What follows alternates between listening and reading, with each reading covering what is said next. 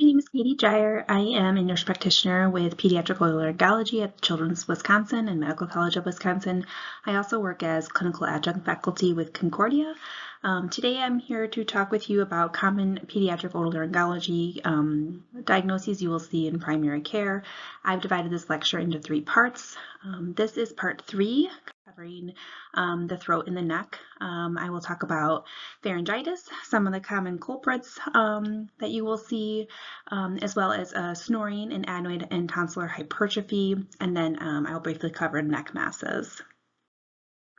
So just to start, I want to review the anatomy of the throat. When you look inside a child's mouth, you can see that hard palate in the anterior portion of the mouth and the soft palate farther back. Looking at the tonsils and their size and how those are significant, we grade the tonsils 1 through 4. 1 tonsils are those ones that are kind of tucked within those tonsillar pillars, as you can see in this picture. They fill up about 0 to 25% of the posterior pharynx. The size 2 tonsils are slightly larger, 2+. I say those are like very average. They're not necessarily tucked away, but they're not filling up the pharyngeal space, so about 25 to 50% the full size of that pharynx. 3+ tonsils, 4+ tonsils are considered large, or tonsillar hypertrophy is the medical terminology where you will see documented. 3+ tonsils cover about 50 to 75% of that pharyngeal space. You can see they're well beyond the tonsillar pillars, and there's just very little space in the back of the throat. 4+ tonsils are those larger tonsils. Sometimes they're kissing at 100%, just touching. Other times it can be between the 75 to 100%, so just really big tonsillar tissue, as you can see in that photo. I point out the uvula as a structure to take note of, and some of the diagnoses we'll talk about later. The uvula can have some changes that are abnormal. Typically that uvula hangs in the midline. Sometimes it will deviate to one side.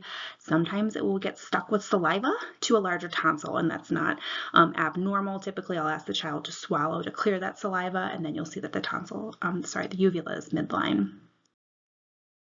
So starting with pharyngitis, very, very common, right? Kids present to primary care, to urgent cares, to ER sometimes for pharyngitis. So many causes. It's that pharyngitis is basically the inflammation of that pharynx, right? So there can be edema, there's pain, there's erythema. Viral is the culprit of the vast majority of cases of pharyngitis. So many viral causes. As you can see, I listed a bunch here. A lot you'll see when you encounter pediatric patients. Bacterial causes, group A strep is the most common. That's the one that we test for with the rapid strep culture. We'll look for other forms of strep. I listed here some other bacteria that can cause pharyngitis. I'll just call your attention to the gonorrhea in your adolescent patients. That would have to be diagnosed with specific testing. However, if you're seeing a child with pharyngitis and you don't, you have a concern that there could be an STI involvement, that is one that can cause pharyngitis, and some signs that are consistent with like throat edema, swelling, pus on the tonsils.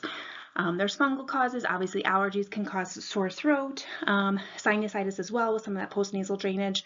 Very rarely can there be cancer of the throat in a pediatric patient, but something I bring up because obviously that's something in your differential you would consider.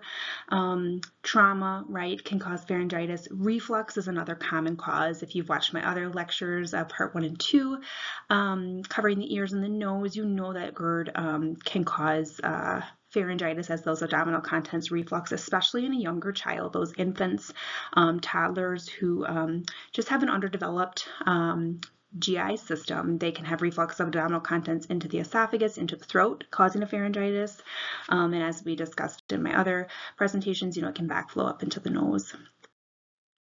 Pharyngitis, acute pharyngitis, right? So the ones that starts kind of suddenly is one of the most frequent chief complaints seen in primary care, as I mentioned. Lots and lots of visits per year in the United States for pharyngitis. only 20 to 30% of the children seen for pharyngitis actually have strep pharyngitis, and even fewer cases of strep in adults. So the vast majority is viral. And with viral pharyngitis, supportive care, education, parents get so frustrated sometimes when you don't have a medication to fix the problem. But I think a lot of reassurance and a lot of education can go a long way. This picture here I added just shows some of the normal structures in a mouth and a throat, and then it sort of differentiates what can be bacterial, viral. You'll learn this in your textbooks and kind of along the way that bacterial infections, the uvula is swollen, the tonsils are red and full of pus, the tongue can kind of have this like furry gray appearance, whereas a viral pharyngitis just has sort of this redness. I will say the younger the child, sometimes when they have a bacterial infection of their throat, it doesn't look terrible, whether that's you're seeing them earlier in their course or they're just not presenting with the very typical symptoms you'll see like in an adult, for example. So keep that in mind when you're examining a younger child. So strep pharyngitis, our most common bacterial cause, that group A strep, most commonly seen in kids 5 to 15 years old. It's pretty rare in children under 3. Part of that is that the recommendations, which we'll get to, the guidelines don't recommend testing children under 3 unless there's, certain cases. So I don't know if they're always, this data is really always capturing those younger kids, but, close contacts is the most common risk factor to develop a strep throat infection. So a child who's living with, I should backtrack, parents of young children, adults who work with children, so like teachers, daycare providers, and then people who live in crowded settings, so daycare centers, schools, prisons, homeless shelters, military facilities. These people are more at risk for contracting strep, okay? Some of these are, obviously adults, and this lecture is focusing more on peds, but to keep in mind, if you're seeing a kiddo and they are around, their daycare provider has strep. Well, there's a high likelihood the child has strep if they're having symptoms. Like I mentioned, the cause of strep pharyngitis is that group A strep. The incubation period is about 2 to 5 days, so the child can come in contact and develop symptoms pretty quickly, or it can take up to, just shy of a full week. Accurate diagnosis and treatment is really important to prevent the transmission of strep, right? So if you're seeing this kiddo who's in daycare, let's get the kid treated right away so he or she is not infecting all the other kiddos in that classroom. We know that early treatment can shorten the duration of symptoms with strep. These kids who are treated right away feel better usually within that first day or two. And then we can prevent the complications of strep pharyngitis by treating early on and with an accurate diagnosis. Those complications of strep, I listed a few here. Peritonsillar abscess is one I'll talk about later. Cervical lymphadenitis, so an infected lymph node, I'll cover a little bit later. Mastoiditis, if you could just imagine the proximity of the throat to the mastoid bone, that is that bone that sits right behind the ears. And then acute rheumatic fever is one thing you definitely don't want to risk, right? You can have carditis with that, so myocarditis or not, and then that post-streptococcal glomerulonephritis that occurs in the kidneys. These are complications of strep. I will say in my history of working as a nurse practitioner for the last longer than I want to admit, I have seen kiddos a couple times with glomerulonephritis, not in my ENT role, but in my prior role as an ER provider. I've seen peritonsillar abscess, mastoiditis. I have never seen acute rheumatic fever, which is great. Lymphadenitis I have seen too. So these are things we definitely see, right? So sometimes this isn't a misdiagnosis by a provider, but the child maybe just didn't get care in a timely manner where they were diagnosed with strep. So something we should just kind of keep on our radar when we are seeing kiddos in our clinic.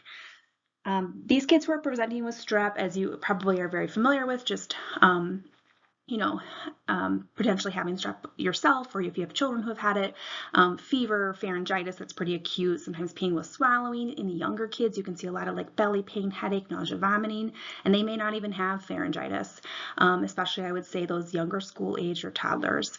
Toddlers, I guess. But truly, I mean like those 3 and 4-year-olds, preschoolers. They may not be telling you their throat hurts. They can't localize pain, but they're having more like my tummy hurts.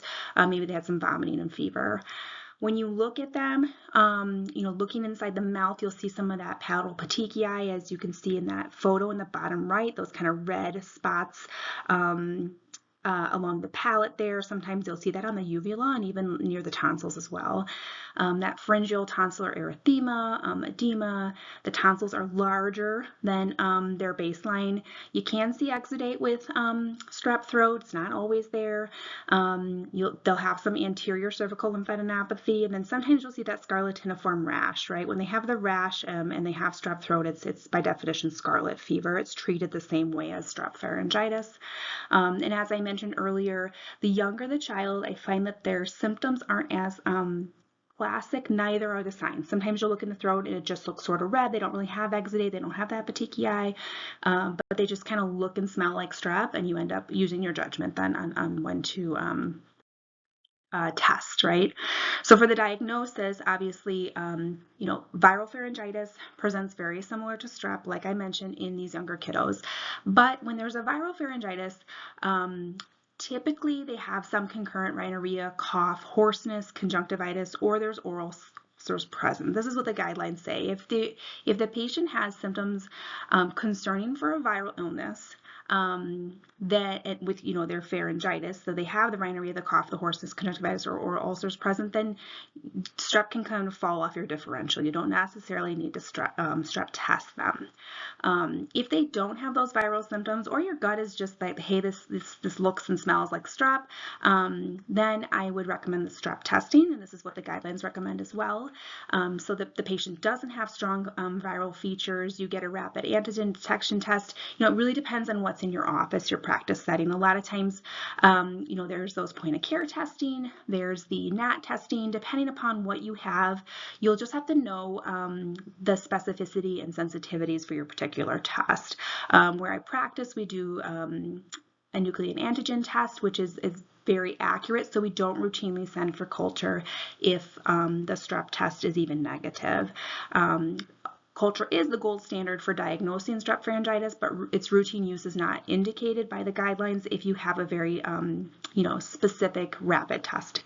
Follow-up testing is not usually recommended, so this means that you can certainly see the patient in follow-up in your clinic to make sure that their symptoms are improving with your therapy. However, it is not recommended that you re-strep test a child after they've completed an appropriate course of therapy, just to see if they've cleared it.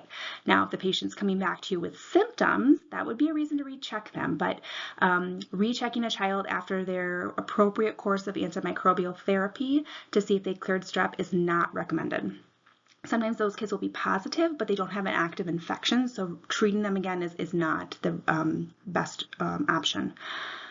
Testing, like I mentioned earlier, not indicated in children under 3 because acute rheumatic fever is a very rare complication in this age group, and we treat strep pharyngitis to, like I mentioned, decrease the duration of symptoms, prevent transmission, but also to prevent these secondary complications of strep. So kids under 3, it's not recommended that you routinely test them. Oftentimes they don't have strep. However, if they have risk factors, the biggest one being their contacts, right? Their exposures, they live with a sibling or a parent who has strep, or like I mentioned, they are a young child, they're in daycare, they have very close contact with a daycare provider who has strep or a teacher. Those kids I would check for strep if they're presenting with concerning symptoms. As far as treating strep, your first-line therapy, these were guidelines put out by American Family Physician. The Centers for Disease Control also have very clear guidelines and drug recommendations with dosing. The first-line therapy are your penicillins, okay, for 10 days. So penicillin V, as you can see, the dosing listed there is the go-to, mostly for adolescents and adults who can swallow pills. Not very palatable as a liquid formulation for a child who can't swallow a pill. So amoxicillin is the go-to. I've listed the dosing there for the liquid suspension. Please make note of the maximum dosing I've listed here for all these medications. With children, we do weight-based dosing.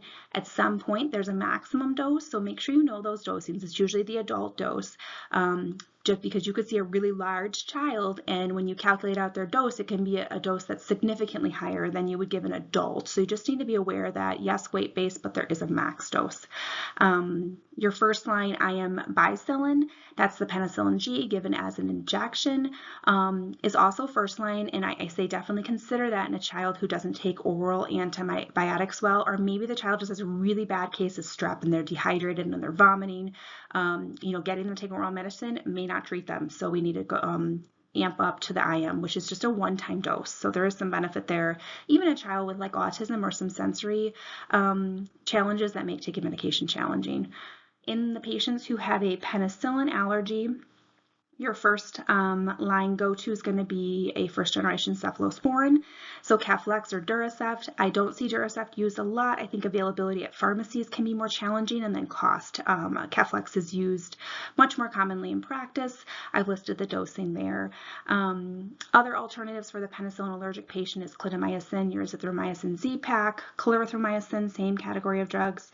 There is a lot of data out there, though, suggesting that there's some resistance patterns in certain geographic locations to clinda, azithromycin, and clarithromycin. So again, knowing kind of those resistance patterns in the community in which you practice will be important. And then when you're treating strep pharyngitis, don't forget to treat the pain and the fever, ibuprofen, Tylenol, because the antibiotic's not going to kick in right away. It can take a few days of taking the antibiotic before they feel better. So definitely treat their symptoms, that pain and the fever.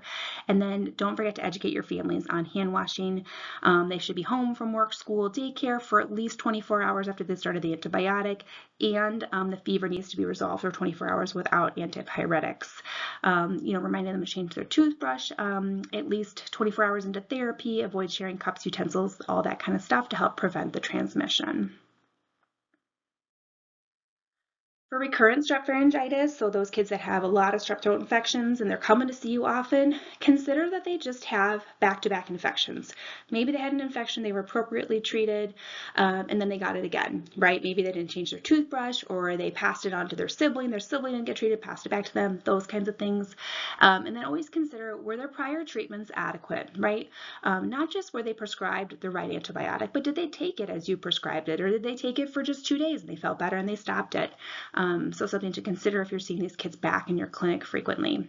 The other thing to consider is if the child is just a chronic carrier of strep and they're just having repeated viral infections with pharyngitis, and you swabbed them and you got positive, but ultimately they have a virus. And in these kiddos who are carrier, the literature shows that they're unlikely to spread strep infections, and they're also unlikely to develop the complications of strep pharyngitis. So don't treat these kiddos with antibiotics because the cause of their pharyngitis is something else. It's not that they're a carrier for strep. Recurrent tonsillitis, so similar to pharyngitis as far as symptoms, presentation can be very, very similar. I bring up recurrent tonsillitis. This is just repeated episodes of infection of just the tonsils, right? So pharyngitis is throat, tonsillitis is the tonsil tissue. I think it's significant to take note of because this is what ENT is looking at when we're talking about removing tonsils. I will see patients in my clinic who have chronic pharyngitis, chronic pharyngitis, recurrent episodes of pharyngitis, and parents want their tonsils removed. Well, tonsils being removed won't help if the cause of their pharyngitis is not coming from the tonsils. So just taking note how these can be similar but different, I think, is important. We define tonsillitis like an episode of tonsillitis is sore throat and one or more of the following. So a fever and sore throat and cervical lymphadenopathy, fever and tonsillar exudate, or fever and a positive strep test. That's an episode of tonsillitis, okay? That's important because if they have 7 or more of these infections in 1 year, we will consider removing their tonsils. So it's a lot of infections before tonsillectomy is, indicated. This is what the American Academy of Otolaryngology head and neck surgeries guidelines are. For tonsillectomy, it needs to be 7 infections in 1 year, 5 infections in 2 consecutive years. So 5 infections, in 2023, and now 5 infections in 2024. Or 3 infections in 3 consecutive years, right? So these kids need a lot of infections to really demonstrate a problem with the tonsils for us to want to remove them surgically. Tonsillectomy is not without risk, so that's why those criteria I think are so strict. But to add to this, I think sometimes you're going to see a child and you're like, man, it looks like they have strep, and you swab them and they're negative, and maybe you didn't get a culture or you can't get a culture, you're waiting on results, and you're like, this child just looks like they have tonsillitis. Their tonsils look infected, they're pussy, they're swollen, this child's miserable, they have terrible sore throat and dysphagia, and they have a fever. You diagnose them with tonsillitis and you treat them the same way that as your strep pharyngitis. If you have enough of these symptoms there, the fever, the lymphadenopathy, the exudate, plus or minus the strep test, I think it's okay to treat the tonsillitis given the picture. I mean, like the full clinical picture of the patient. Remember that sometimes you're going to get a strep test and maybe your sample wasn't great. Maybe you just didn't get a lot on the swab, so you have a negative result. Or perhaps you have a false negative just because no test is 100% accurate, right? Besides a culture, right? So, you know, those are just things to consider when you're seeing a kid who looks to you like they have a bacterial infection and your strep test is negative. The other thing I added here, well, I didn't add in on the slide, but just to think about if you're seeing a kid who has recurrent tonsillitis, lots of bacterial infections, and you're treating them with medications, but you're having a lot of challenges treating them because they have a lot of drug allergies, that would be another kiddo that I would refer over to ENT maybe sooner than they've met this surgical criteria, because in those kids, we will, you know, recommend surgery sooner if we just can't treat them medically because of their allergies. Moving over to viral pharyngitis. So the common cold is definitely a culprit, right? The rhinovirus, adenovirus, paraflu, influenza. These kids can have nasal symptoms. They can have just sore throat, right, with their fever or not. They can have lymphadenopathy. Generally with viral illnesses, they're not as sick appearing. I will say I've seen kids with the flu who look just terrible in those first couple days, especially when they have a high fever. But when their fever comes down, they generally don't look terribly ill or concerning, you know, to us. Generally with the viral pharyngitis, the tonsillar size doesn't change as much as it does with a bacterial cause. We all know with viral infections, the length of the illness can vary greatly depending upon the germ and then, you know, other risk factors for the child. But we know with viral causes, the treatment is supportive care. Okay, so hand, foot, and mouth disease, we talked about the causes of pharyngitis being bacterial, being viral. This is a viral cause. Coxsackie virus is the most common virus causing hand, foot, and mouth. These kids can come in with sore throat, drooling, fever. They have erythema, like these erythematous lesions to their tongue, their lips, their posterior pharynx. They have scattered vesicles to the posterior pharynx, as you can see in that picture on the upper right there, those vesicular lesions over the uvula in the posterior, the pharynx and the soft palate there. Those are very classic signs of hand, foot, and mouth. Kiddos can get these ulcerated lesions to their inner lips, as you see down there on the lower right picture. Different than herpes simplex virus, which is usually you know, on the exterior part of the lips or the mouth. You know, around the mouth. With hand, foot, and mouth is generally more in the mucosa. They also can get these maculopapular lesions to their palms of the hands, the soles of the feet. You can also see these lesions like to their arms, to their legs, and the buttocks in younger kids. I'm showing you some of those papular lesions that look a little bit like blisters to the foot in that left lower picture, and then more of these like macules to the palms of the hands in that center picture.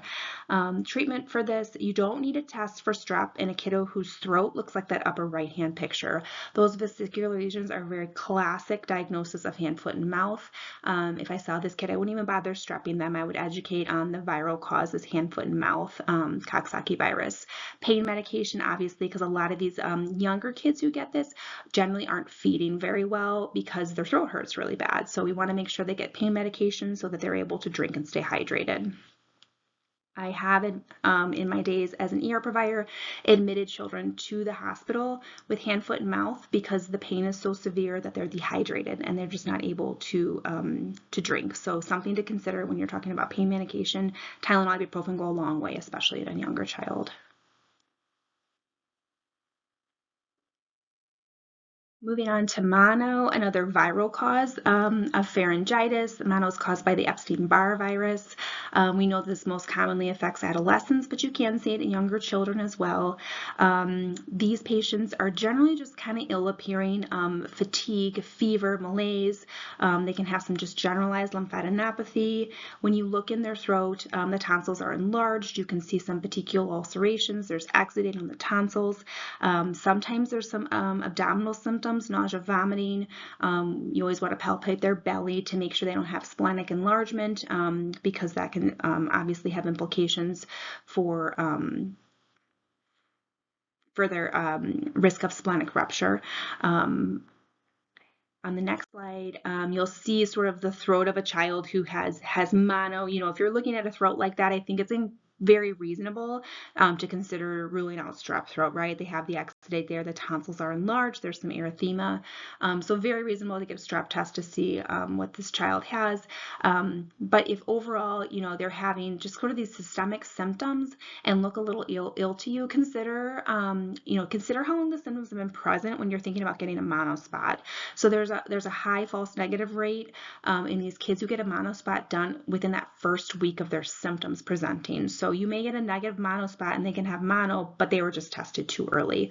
So an EBV titer is more helpful. I don't know that necessarily those are all done in the acute period, but if you're seeing a kiddo who has had a sore throat for a week, their throat looks like this, they're strep negative, I would definitely consider ordering your monospot. This is a virus, so the treatment's very much the supportive care, the rest, the hydration. I didn't include here, but should have the pain management. And these kids, I find the fatigue is a very significant symptom, and then fever can persist for more than your typical couple, first days of illness. Obviously living in their exposures, not just to peers, we call it kissing disease kind of thing, not to pass it, but thinking about other children who may be at risk of complications of the Epstein-Barr virus. So I always think about children who have had transplants, as they're on immunosuppression, and getting a virus like that can really be not a great thing for a child like that. So if a child with a mono is living in the house with a child, a sibling who's higher risk, just really educating so that sibling doesn't contract mono. The complications of mono, the thing we hear about a lot is the splenic hemorrhage. So this is why contact sports are generally limited for 6 weeks, just out of an abundance of caution, so there's no abdominal injury or trauma that could cause this to happen.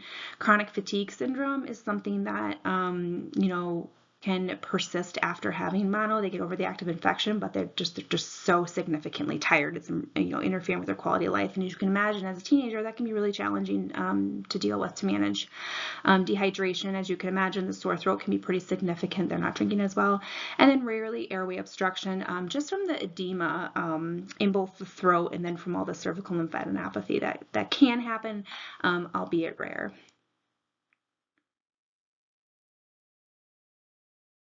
So switching over to some bacterial complications of an acute throat infection, peritonsillar abscess. This is an infection of the peritonsillar capsule. We see this most commonly in adolescents. Generally, it's caused by some other infection in the nose or throat region. They present with fever. They have this very severe unilateral throat pain. So it's really occurring on one side, can have trouble swallowing. Their voice can be very muffled. They can be drooling, just unable to control their saliva because the swallowing pain is so severe. They can have lymphadenopathy in their neck region, trismus, right? They can't open their mouth very well for you to examine them. And then when you look in their throat, you see this asymmetry, right? So in this picture here, that left tonsil is so significantly enlarged. The right is very small. That would concern me right there for a peritonsillar abscess, so a pocket of pus that's collected on the tonsil tissue. Management of these children with a peritonsillar abscess would be to refer to the ER. ENT would be consulted.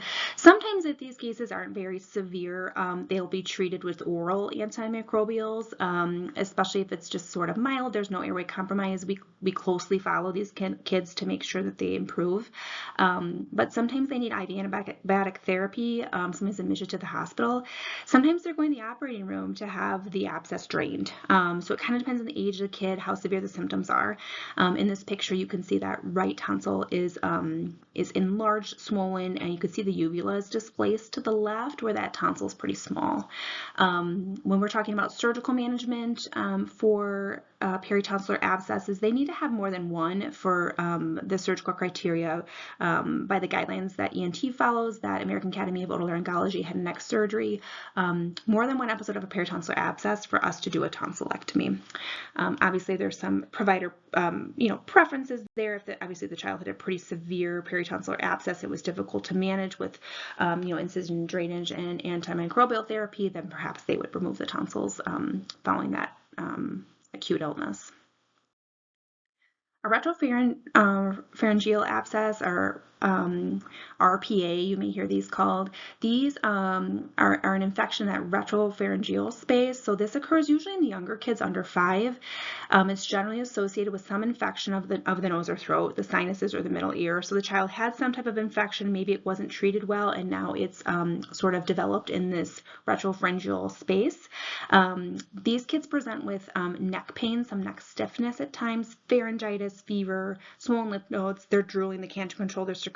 If it's a really large abscess in their airway, they can be having stridor, they can look ill or toxic, can have some respiratory involvement.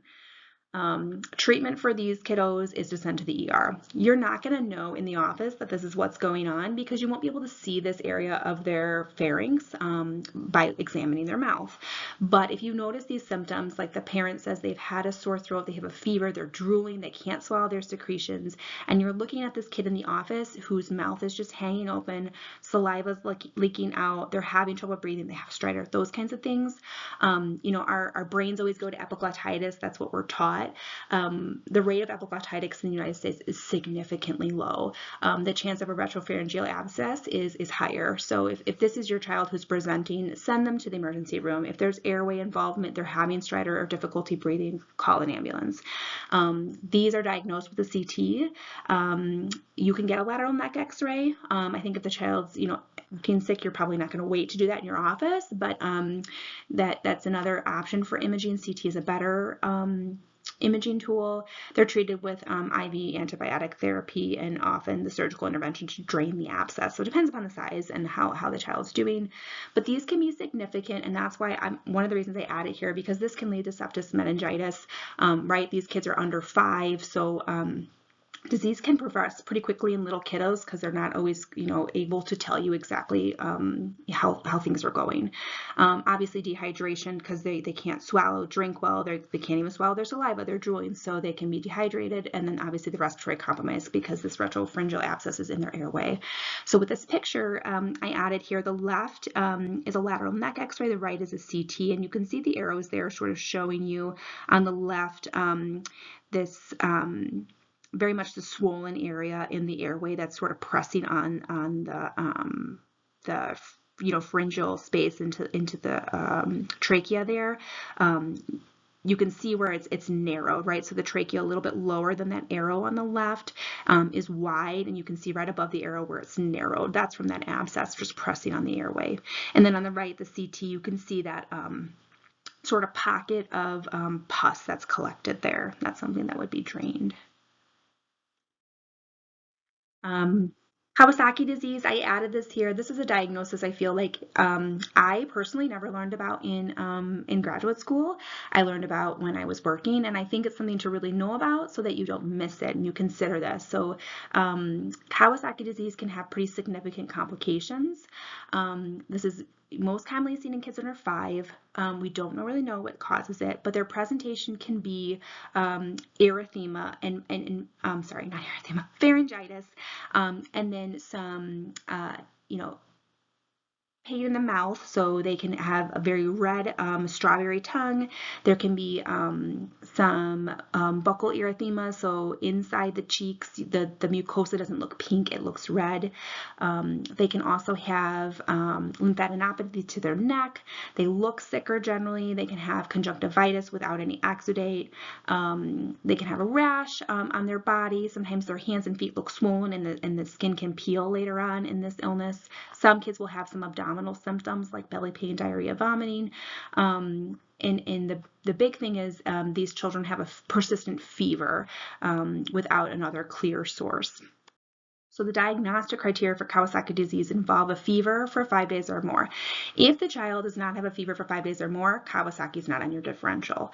But these kiddos have a persistent fever, and then they have to have at least 1 out of 5 of those symptoms. So they can have the non-exudative conjunctival injections, so their eyes are red. The oral mucosa changes, those can be the cracked lips that look really red and dry, the erythematous lips like you see in that picture, the bottom left there, strawberry tongue, their tongue is so bright red. They can have acute cervical lymphadenopathy. It has to just be at least one node that's bigger than 1.5 centimeters. It's usually unilateral. Extremity changes, so that's like some redness or swelling of the hands or feet. Early on in Kawasaki disease. In later disease, you'll see like peeling of the skin, so that photo C and D can sort of show you the swelling and edema of the hands and feet. And then this polymorphous rash is the other finding that you can see in photos E and F are just some pictures to show that. These kiddos are generally, pretty ill appearing, as you can tell from that little kiddo in photo A there. These are kids you're going to send over to the ER. The big goal is to prevent dehydration. They'll get treated with aspirin, IV immunoglobulin, which is an IV infusion. They get admitted to the hospital. They generally get an echo because one of the common complications is a coronary aneurysm. Not every child who has Kawasaki disease has a coronary aneurysm, but as you can imagine, something you don't want to miss. Vasculitis, just kind of this diffuse inflammation of the blood vessels, which is, I think, where a lot of these symptoms come from. And like I said, why we aren't sure. But again, a diagnosis I just want you to be aware of in primary care. If you're seeing these kids with persistent fever, they didn't have strep recently, they didn't have, classic hand, foot, and mouth or some other culprit for their fever, and now they have these symptoms, as you can see in the pictures are listed here. Moving on to adenoid and tonsil hypertrophy, I love talking about this because I see children quite frequently referred to me because their tonsils are large. And I always tell parents that very important to note, but are they causing a problem? Because as an ear, nose, and throat provider, some people are just built differently. Their tonsils can be big, and if they're not causing a problem, we leave them alone. Adenoids are seen on a lateral neck x-ray. In the office, looking at a child's mouth or nose, you're not going to see their adenoids. So you can see it on a lateral neck x-ray. In the operating room, we have instruments that help us see the adenoids when we're looking through the mouth, but that's not something you're going to see in the office. As you can see in this picture here, in the back of the nose is where those adenoids sit. And as this picture sort of shows, like a swollen or enlarged adenoid can block off that nasal airway. So definitely can cause symptoms in children, but for some children, they can have big adenoids and they are asymptomatic. And those are the kids we just monitor. Tonsils you see on your physical exam, as I mentioned earlier, a 3+ or 4+ tonsils are considered hypertrophied or large. A child can have large adenoids even if they have small tonsils, right? So you look in their mouth, their tonsils are 1+, but their adenoids can be large. So that's a possibility. Generally in a child, a pre-adolescent who has large tonsils, they usually have large adenoids as well. Those adenoids get smaller when the child goes through puberty. So usually around age 11 and then older, it's less common to see large adenoids. And like I mentioned, large tonsils and adenoids are only significant if they're causing the child a problem, which we're going to talk about. So on this photo here, adenoid hypertrophy, I just showed some lateral neck film, so you can sort of see the photo on the left has that nice arrow showing you where the adenoids are. You can tell if you're looking at the child's trachea down in their neck there, the width of that should be about the same width as that nasal airway where the arrow is, and you can tell it's narrowed there because those adenoids are big. On the right, same thing. If you look at the trachea, look at the diameter of the trachea, that should be similar to what you would see in the nasopharyngeal airway, and you can see that it's very narrow there because that pad of adenoid tissue is large. So kids that have symptoms of adenoid hypertrophy that would be concerning to me, like something that you should be referring to ENT. They have snoring. They're chronically congested. The parent says they always sound stuffy. Nothing drains out of their nose, but they always sound like their nose is plugged up. Chronic mouth breathing. These are the kids whose mouths are hanging open. They cannot get air throughout their nose. You see them in their office, and sometimes they're because they're just breathing out of their mouth all the time. These kids chew with their mouth open. They sleep with their mouth open. Throughout the day, their mouth is open. Some of these kids aren't talking clearly because to close their mouth to talk, they can't breathe out of their nose. Nasal obstruction. So they sound like something is just plugging their nose. And then some of these kiddos will have a hyponasal voice, which I am not able to imitate, but sounds like, you know, a voice if you pinch your nose plugged and you talk, you could tell the resonance of the voice quality is hyponasal. If you're seeing a child with these symptoms, you're concerned their adenoids are large, and they have small tonsils, go ahead and get a lateral neck x-ray. If you see adenoid hypertrophy, you can refer to ENT.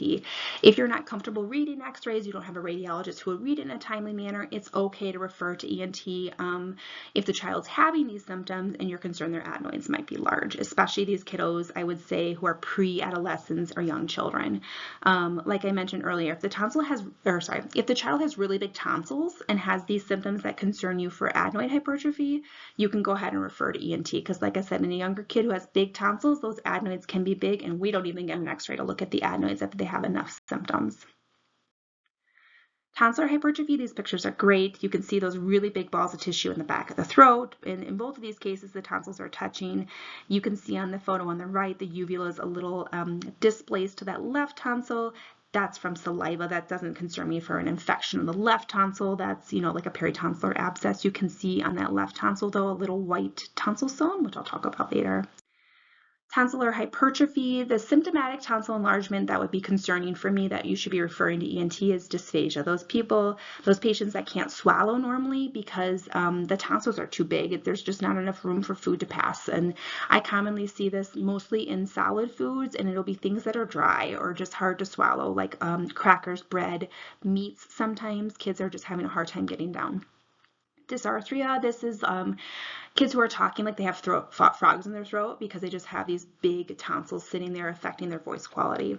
And then snoring, I'll talk a little bit more in the next slide. Snoring and big tonsils, they should be referred to ENT. Other things to consider are tonsillus, aka tonsil stones. You can see in the top picture there that tonsillar stone on the right. These cause bad breath sometimes. When the bad breath is pretty significant and they failed medical therapy, we'll consider tonsillectomy, so you can definitely refer these kiddos to ENT. Medical therapy for them is gargling, whether that's mouthwash, salt water, plain water, or using a water pick to get those stones out. Some kids will just kind of get them out with their tongue and then spit them out. Whatever they have to do to sort of tolerate having them there. And like I said, if they're affecting their quality of life, you know, in teens who have really bad tonsil stones and they're being made fun of because they have a bad, you know, really bad breath, those are kids we should be seeing in ENT. The other reason to refer for tonsils is if you see this asymmetry. Not if one tonsil is a 3 and one's a 2, but if one tonsil is, you know, a 4 and the other one is a 1, that can be concerning for malignancy. Not very often is it malignancy. However, that is a reason we will remove tonsils and send to pathology if we see this significant asymmetry. So that bottom photo sort of demonstrates that the tonsil on the left is nearly absent and the tonsil on the right obviously is prominent. So something to consider referring, or you should refer to ENT. For snoring, sleep disordered breathing, I break this up. Sleep disordered breathing is a common ICD-10 code you'll see ENT use. This is concerning snoring, right? So some people might just be snorers, but they're getting good quality sleep. Their breathing's not really affected. Not as concerning as somebody who has loud snoring that can be heard outside the room, which is called heroic snoring. These are kids who snore most nights of the week or every night. This is not snoring that's very like here and there. Maybe they were really active and super tired, so they snore that night, but normally they don't snore. These are not the kids that have a cold and are snoring. These are kids that snore most nights of the week and has been going on for months. Obviously, any pauses, apneas, and their breathing, gasping, choking at nighttime, where they say they sound like a grown man or they snore like and they sound like a freight train, those kiddos, that's concerning. Sleep disordered breathing, snoring. If the parent's just generally concerned about the child's breathing at night because they snore and maybe they're constantly coughing or they're waking up a lot at nighttime, they're restless, that's concerning sleep disordered breathing as well. Kids who have snoring and have bedwetting, obviously outside of the realm of normal development, right up until age 7, bedwetting can be normal, but if it's a kiddo that's like 9, 10, they have really bad snoring, they're still bedwetting, I would be concerned that they have some level of sleep disordered breathing or sleep apnea, so that would be a referral to ENT. The nightmares, night terrors, abnormal sleep patterns in combination with snoring is concerning. The kids that are just getting really poor quality of sleep and it's affecting their daytime functioning. So these kiddos have daytime somnolence, right? They're taking a nap in the afternoon or falling asleep on a car ride home from school, which is like generally a short drive. These are not, the 4-year-olds who are still taking naps every day. These are kids that are older and they're just falling asleep all the time because they're so tired. Kids who have behavior, attention concerns, poor school performance, we can see that poor sleep quality can affect their daytime functioning. So these kids can be acting out, can have a really short attention span because they're just tired. They're not getting good sleep at nighttime. Refer to ENT, right, for consideration of tonsillectomy, adenectomy, or both in these kids who have these concerning sleep disordered breathing symptoms. I just summarized here when to refer to ENT as far as the things we've talked about so far. So that recurrent tonsillitis, it can be strep infections, it can be just, pharyngitis that you've treated with antibiotics because it's been so significant. The 7 or more in 1 year, 5 or more infections in 2 years, 3 or more infections in 3 years. Those kiddos should be seeing ENT. The sleep disorder breathing, like I just mentioned, if it's taking a while to get somebody into ENT and you're worried, you can consider ordering a sleep study. A sleep study is our gold standard for diagnosing sleep apnea. That can be a very helpful tool. Sometimes we will use that in kiddos where the story is maybe not so concerning, but you see the child in the office and they look like they probably have some sleep disordered breathing. A sleep study will be our diagnostic test. Like I mentioned, asymmetry of the tonsils, you should suspect malignancy, ask those questions. Have they had fever, weight loss? Do they have lymphadenopathy? Other systemic signs of illness? Even if they don't, I would refer to ENT if you notice this significant discrepancy at the size of the tonsils. Problems with swallowing, choking, a peritonsillar abscess, like I mentioned, you're going to refer to the ER or a same-day appointment with ENT. A retropharyngeal abscess is going to go to the ER and see ENT at some point. Dysarthria is that difficulty talking or voice quality because of the frog in the throat from those large tonsils. The tonsillus are the tonsil stones that are causing some halitosis, bad breath, impairing their quality of life. Or those kiddos with just the chronic mouth breathing and the hyponasal voice, a chronic congestion where you're concerned that they have big adenoids. These are all things that we will see in ENT. Moving on to neck masses in children, I think it's important to note a neck mass in an adult is concerning, right? We think about malignancy. In kids, you're going to see neck masses that are not concerning. Neck masses in kids are actually relatively common. So malignancy is not going to be your first concern, right? Something to definitely think about, but consider the other causes. There can be inflammatory causes, congenital things children are born with. Obviously, neoplastic is a consideration. There's different kinds of neck masses. As I showed in this picture here, there's cystic lesions, there's solid lesions, just words and terms to be familiar with. A lot of times if you're seeing any abnormal neck mass, you're going to be referring, but these are different causes or different things that we see that aren't necessarily always malignancy. For your neck exam, know your lymphatic system. I can't emphasize it enough. Know the names of the lymph nodes, where they're located, and where to find them when you're examining a patient. I will say practice feeling on your own neck, practice on your spouse, your children, your friends, whoever's comfortable letting you touch their neck, just to get very familiar with what healthy lymph nodes feel like. Because once you're really comfortable with that, then you'll know when you touch something that's abnormal. In documentation, you should note if the lymph nodes are shoddy, are they mobile, are they immobile? Are they tender, non-tender? Where are they located, right? Use the name, whether they're preauricular, they're anterior cervical, whatever.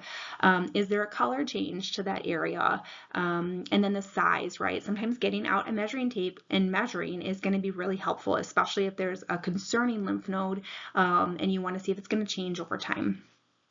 Photos obviously are great too. Parents take photos, in some offices, I have the ability with Haiku to take a photo on my phone. It enters into Epic, so sometimes that can be really helpful too.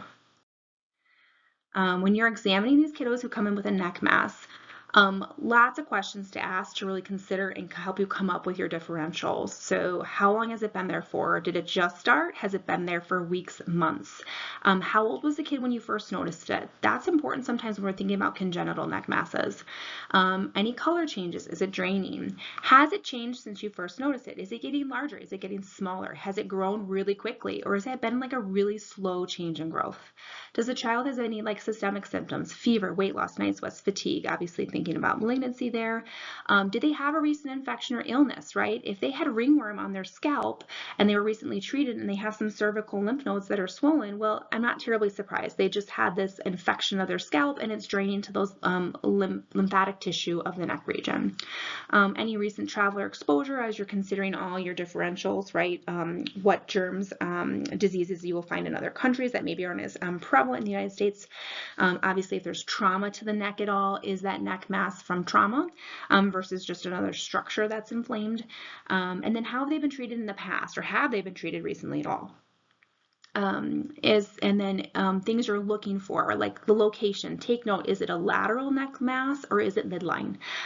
Certain kinds of neck masses are only found in one area or the other. There's an increased risk of malignancy as your differential if you're noticing a mass in that posterior cervical triangle or the supraclavicular region, so right about the clavicle. When you are feeling these lymph nodes, are they tender? Does the child seem like they're in pain? Is it fluctuant? Does it feel like it's full of fluid or pus? Is it really firm and hard? Again, noting the size, the color of the skin. Is there just one area that's concerning, or are there multiple areas that are concerning? Where are those located? And then I always ask, if you're just looking at their neck because that's what they're presenting for, I always ask, are there other areas of swelling or lumps to your body, right? Sometimes kids will be like, oh yeah, there's one in my groin, or yeah, under my armpit here. You should be looking at all the areas where you can examine the lymph nodes. For your diagnosis. So it's tricky, to come up with, to find like a general guideline because your diagnosis is very much going to be dependent upon your history and your physical exam findings. Okay, sometimes you're going to see something, it's not terribly worrisome. It's okay to observe and just follow up on it and see how it changes in a period of time, especially if the child's very well appearing and there's no concerning symptoms. Sometimes you're going to go straight to imaging because you're not really sure what's going on or you're concerned that something's abnormal. Imaging can be very diagnostic in this case. So ultrasound is where I always recommend starting. There's no radiation exposure, cost, ease of doing the test, those kinds of things. No need for sedation. It's a good place to start in children. Very good test for diagnosing cystic lesions. CT is another good test. I do recommend starting with ultrasound. A good radiologist will tell you to consider a CT for further evaluation if they're not really sure when they're looking at the ultrasound. CTs, obviously, these images are better, but it is costly. There's radiation exposure, and for younger children, sometimes it involves sedation to have them hold still to get good pictures. Sometimes you're going to get labs, not always necessary with a neck mass, especially if the child's well appearing, has no systemic signs of illness, and it's a healthy kid without any like comorbid conditions. You can certainly consider a CBC sed rate blood culture, right, if they're febrile, or if the child is just looking sicker and you're worried, maybe they're malignancy, or you're worried that they have an infection that's pretty severe. Other labs you can consider are like the EBV, CMV, toxoplasmosis, just other things that can cause neck masses, broaden your differential. Generally, I would say in primary care, maybe those aren't your first go-to lab tests, but something just to consider when you're considering all your differentials. As far as treatment, this is sort of just my general summary of treatment. It's really going to depend on your exam, if you get imaging in labs, right? And then the history the family is telling you, right? If it's infectious in any way, treat it with antibiotics for 10 days. Lymphadenitis is one of those infections I will talk about. If it's a very benign lesion and it's not worrisome for you, it's okay to observe. If you're concerned for neoplasm malignancy, refer to oncology. ENT would be the one to refer to as well. If it's something in the neck region, that's who would biopsy that lesion. If there's any consideration for surgery, just to remove the mass, or maybe they're going to do a biopsy of the mass to figure out better what it is, ENT is going to be your appropriate service. If there's any concern for systemic illness, worsening symptoms, symptoms, the kid just doesn't look well, don't hesitate to send to the ER, right? And if you're ever unsure what to do, refer. As a primary care provider, it is okay to not know everything, right? It's okay to elicit the help of your specialists when you're just not sure. So looking at the lymph nodes, obviously one kind of neck mass here. In kids, children have these lymph nodes. You can feel them very easily. They don't have a lot of cutaneous tissue. The skin's very thin. You can feel lymph nodes in a small child. If you're ever not sure, refer. Not concerning lymph nodes are very soft. They're mobile. They're small. They can be tender or not tender depending on whether the child's maybe sick, sick with an acute illness or not. And then they can be kind of anywhere, not as concerning if they're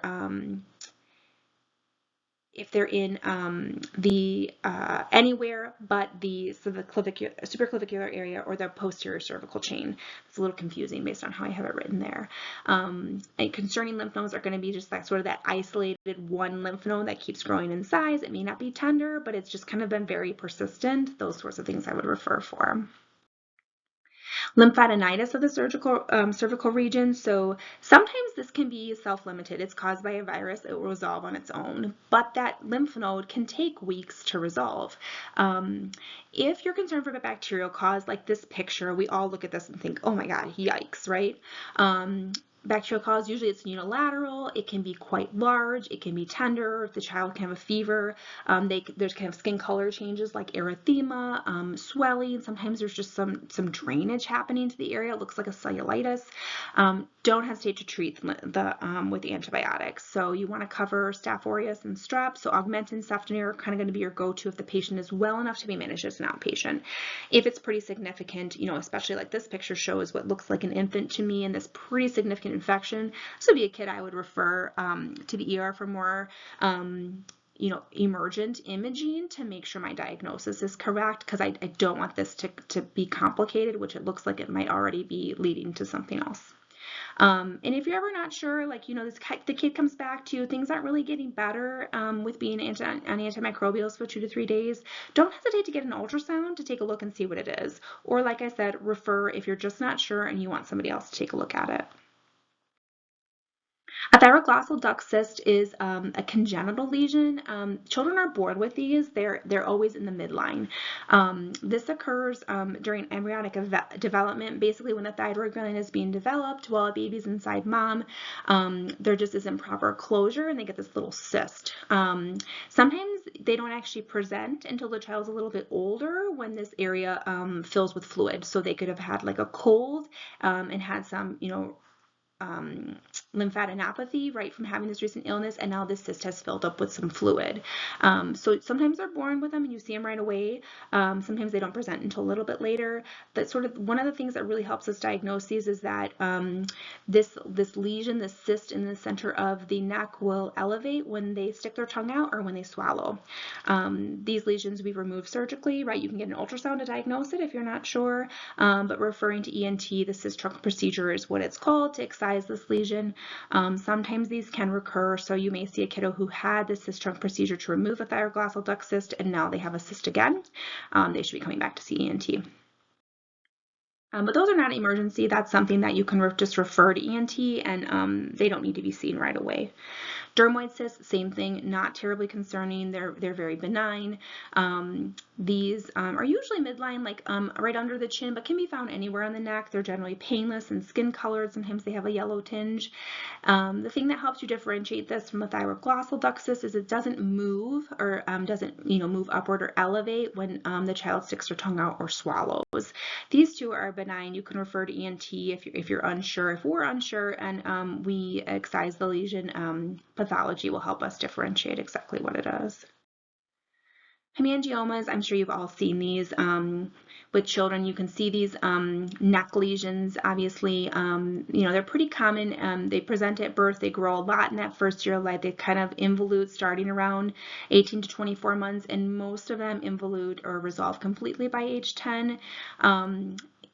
most of the time we watch these. If there's any functional impairment, ENT should be involved, right? If they're in the neck region, dermatology can get involved with these too, depending on the treatment. And I just listed some of the treatments that we do for these. If it's a very small lesion, watching it in your office is fine. If it's a bigger lesion, sometimes there's a lot of, the hemangioma is actually like, under into the neck, not just superficial.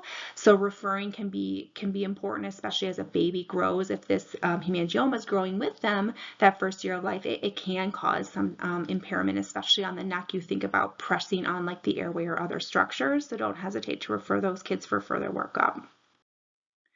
Atypical mycobacterium, I added this here. This is something I've seen a couple times. Sometimes it's mistaken as like just a skin abscess, and people try to drain it or treat it with antimicrobials that aren't going to help it get better. Usually these kiddos are not sick appearing. They have this lesion. It's just kind of worsening over time. The skin is changing into like this almost bluish dark red color. The most common cause is this non-tuberculosis mycobacterium. Can be really hard to treat with antimicrobials. There's not a lot of great studies on how to manage this, but one of the most recent journals I read from 2006, I found things as far back as 1979, my goodness, but 2006 said sooner surgical excision, the better, because we can send it for pathology, really see what's going on, and then target some antimicrobial treatment. And oftentimes, honestly, ENT will elicit the help of infectious disease to treat these. So if you see a lesion that looks like this, refer to ENT. We should talk about surgical excisions sooner than later. But the child's generally well, so it's not like something that I had to refer to the emergency room for. I added a slide here on neoplasms or malignancies, just different, types of cancer that you may see like swelling of the neck or some neck masses with. I think just important to sort of familiarize yourself with some of them. If you ever see something on the neck that's concerning for you, concerning symptoms as far as, if there's, particularly one node that's bigger than 2 centimeters, it's hard, it's not tender. Maybe they have this one lymph node you've been watching, you see them back, and now there's other ones that look concerning, especially if the child has other symptoms like weight loss, fever, those kinds of things, then you should be referring to oncology, and ENT will get involved, obviously, if there's a neck lesion that needs to be excised or biopsied.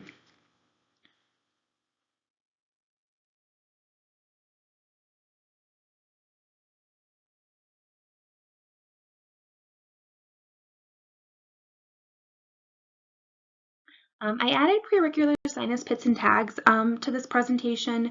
Technically they're on the face, not the neck, but they're formed in embryonic development, starting in the brachial cleft, which then moves down the ear into the neck, right? The embryo kind of everything starts centrally and develops then laterally.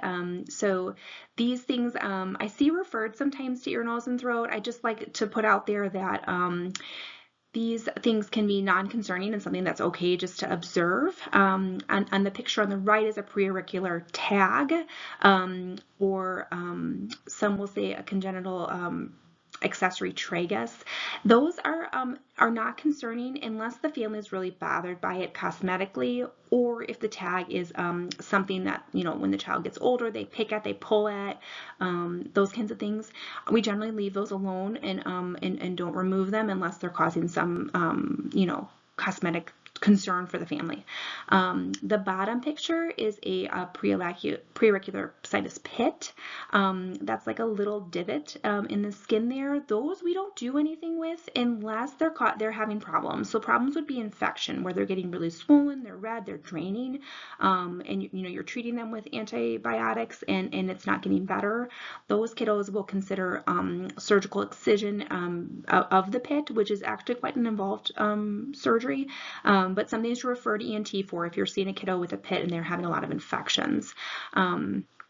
These are different than brachial cleft sinus anomalies, and I only bring that up because the facial nerve is involved with the brachial cleft sinus anomalies, so a little bit different, again, a little bit more than you need to know as a primary care provider. My point here is that if you see these things and they're not causing problems, they're okay to let be. But if those preauricular pits are getting infected often, then we should be referring to ENT. And then one other thing just to consider, you can see with these preauricular pits and tags some association with renal disease and some syndromic conditions. So especially if it's bilateral, I always consider thinking about like, blood pressure, also considering checking their hearing because there are some conditions in which these are associated with hearing loss. So something just to think about. That's it for this presentation. This is my list of references. You can feel free to reach out to me with any questions at my Concordia email address, which is my first and last name @cuw.edu. Thank you.